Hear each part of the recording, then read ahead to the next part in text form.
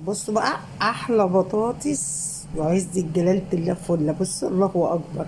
احلى صينية بطاطس جميلة ومتحمرة من فوق ومعمولة من فوق البوتاجاز واتشربت، وما اقولكمش طعمها زي العسل. بسم الله الرحمن الرحيم. النهارده ان شاء الله من غير ما اقطع كده هنعمل ايه؟ هنعمل صينية بطاطس بالفراخ مكعبات. انا حطيت شوية زيت كده يتقدحوا بس بطريقة جديدة يعني. هي مش جديدة يعني، هي بتتعمل بس كده تغيير طعم.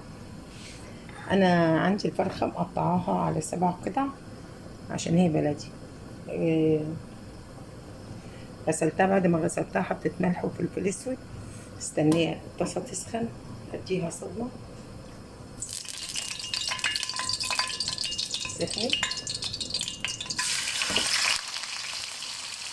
صدمة كده، احمرها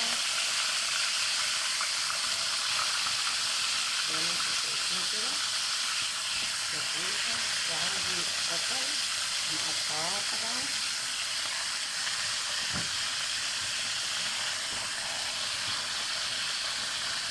وهنشوف هنسيبها لما تتحمر او تتشوح، وبعد كده هنرجع لها تاني نشوف هنعمل ايه. خدت ميتها وشربتها وهنقلبها عشان احنا هنحمرها هنا. بعد كده هنشوف الدنيا فيها ايه. كده حمرناها.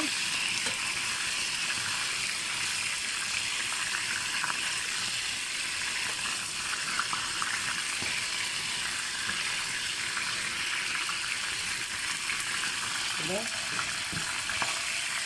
دي برضه هننزلها عليها.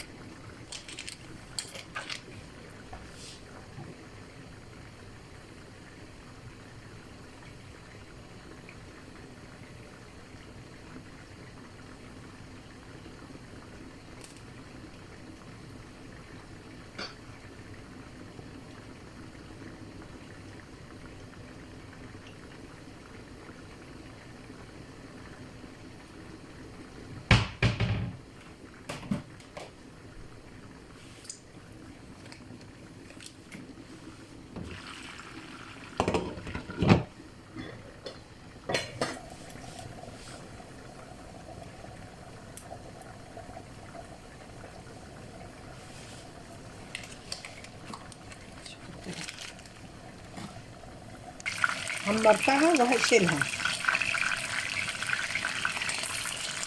ان شاء الله. بصوا هي كلها اتحمرت اهي.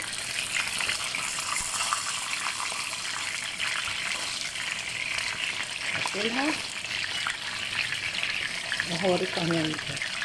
شلنا البصل، شلنا الفراخ، نحط بقى متقطعه زي البطاطس كده، واديها ايه تشويح. مش هحط ملح ولا فلفل ولا اي حاجه الا حاجات صغيره قوي بس. شويه هنحط البطاطس وهشوح كل قلب بعض كده.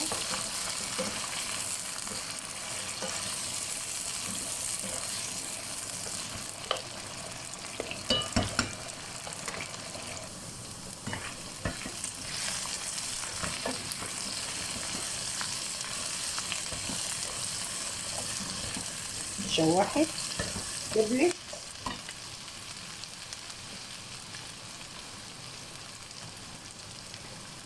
عليها بس شويه فلفل اسود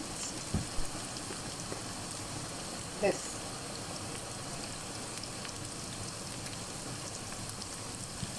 وهحط هرص الفراخ زي ما انتوا شايفين كده.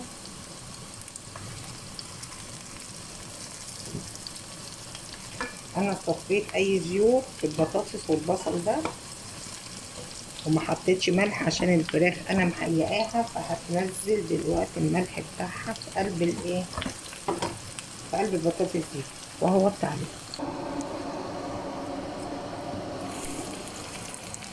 حطينا بقى ميه